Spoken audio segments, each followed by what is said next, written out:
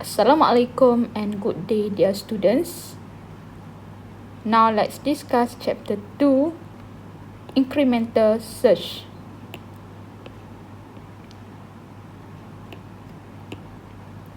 Incremental search is a technique of calculating fx for incremental values of x over the interval where the root lies.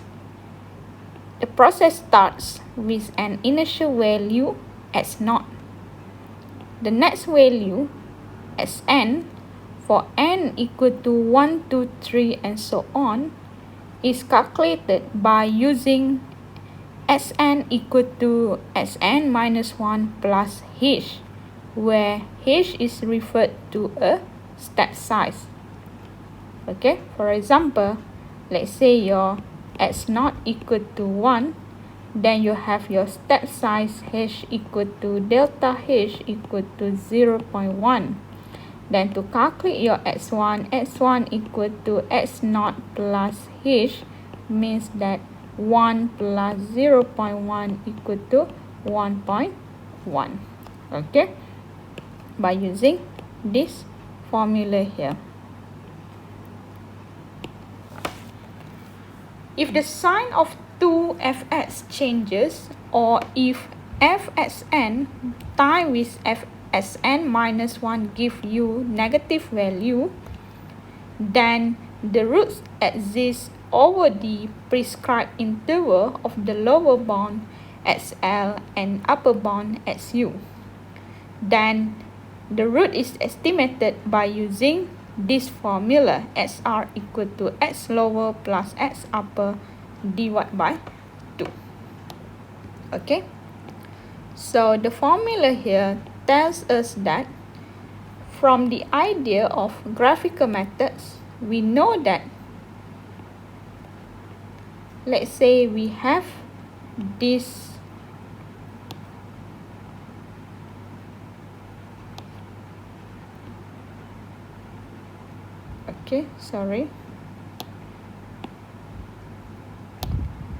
let's say we have a graph of our function, okay, like this. Then we have the value here.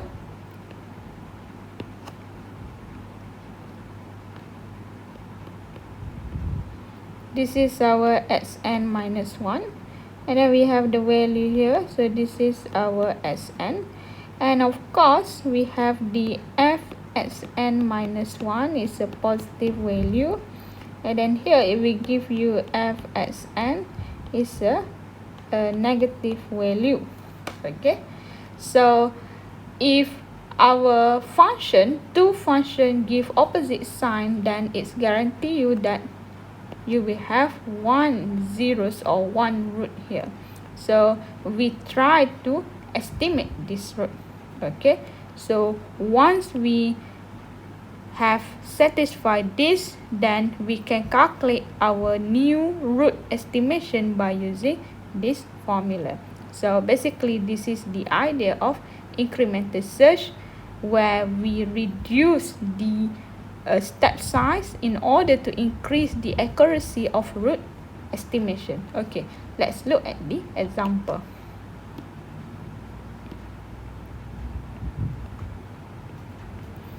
Example 6, find the first root of fx given by 4.15x squared minus 16x plus 8 by using incremental search. Start the procedure with the initial value x0 equal to 0 and the step size h equal to 0.1. Perform 3 iterations of the incremental search to achieve the best approximation root. So let's start our first iteration. Okay, so we start the estimation with initial value x0 equal to 0 and step size h equal to 0.1. So let's calculate several data. Okay, starting by x0 equal to 0, and then the next one x1 equal to 0.1. Okay,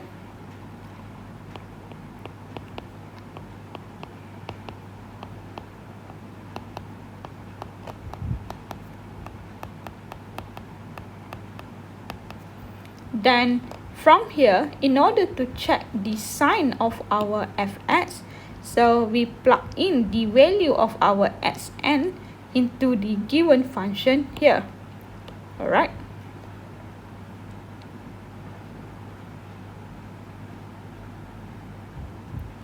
Okay, so by plugging the value of x here into our fx, so we have this value. So now we check where our function give us two opposite sign. Okay, so we found out that at s5 equal to 0.5, our fx is a positive value, and at s6 equal to 0.6, our fx is negative value.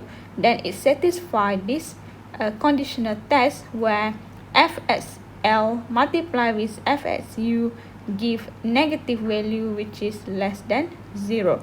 So it tells us that our roots exist between this interval. So we calculate our root estimation by using this midpoint formula. So it gives us our first root estimation is 0.55. So now we want to increase the accuracy of this root of estimation by using incremental search, means that we decrease the step size. Okay, so let's continue. Before we continue our discussion, let me share with you how we can calculate our x and also fx when we want to use incremental search. So you can use Microsoft Excel to facilitate your calculation. Okay, so by using Excel, you can insert the value of your x. Okay, remember we start with x not equal to 0, and then we can have several values by adding our step size. Okay, and then after that you insert the formula into your Excel. Okay, so this is our function, given function fx. So Excel will read the value of your x, then Excel will give you compute the value of your fx respectively. And then from here you can drag this cell in order to get the value. And then from here you again check where your function give you opposite sign.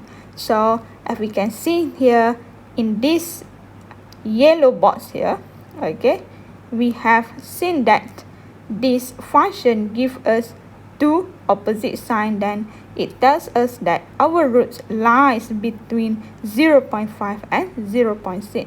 Then we can decrease our step size in order to increase the accuracy for roots estimation. Okay, next we increasing the accuracy of roots estimation with now step size that we use h equal to 0.01. For x is now between 0.5 and 0.6. Okay, so this is our second iteration. So again, we start with our new x naught 0.5, then we add every xn with our step size. Okay, so now we generate all the x here, and then after that we insert the x into the given function. Then we calculate and generate the value of our fx. After that we check where our function give opposite sign. Okay, so from this table we found out that at x equal to 0.59, fx is a positive value, and then at x equal to 0.6, fx is negative value. So it tells us that fxl multiplied with fxu give us negative value which is less than 0, means that roots lies between these two value of x here. Okay, so now we estimate our SR by using the previous formula, which give us now our SR, new SR equal to 0.5955. 0.50. So you can see here the value become more accurate. Okay. So next, based on this interval, we continue our third iteration, alright, increasing the accuracy of root estimation with step size h equal to 0.001 or 10 power negative 3 for x between 0.59 and 0.6. So we repeat again the same procedure. Okay. So we start with our new x0, 0.59. Then the next x we plus with our new step size. So we get 0.591 and so on. Then we generate again our fs, our function f. Okay. So now we found out that at x equal to 0.59, fx is positive value, and x equal to 0.591, our fx is negative value. Okay, so again it tells us that our roots lies between these two interval here. So now we calculate again our new roots by using the previous formula. So we obtain SR equal to 0.5905. So we stop because we just need 3 iterations. So at 3 iteration or at third iteration, we calculate our approximate percent relative error by using the approximate percent relative error formula. So it gives us that the percentage is 0.76%.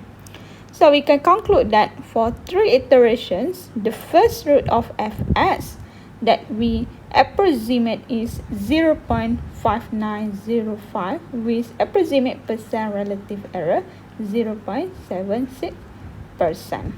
Okay, so now based on graphical method and incremental search method, it tells us that we can estimate our roots, okay, by either start with plot our graph, or we can start by generate the data, okay, based on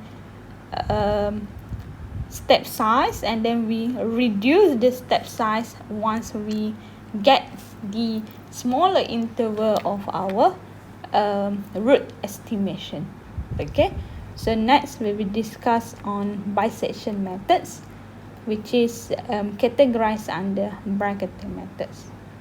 Until to the next video, thank you.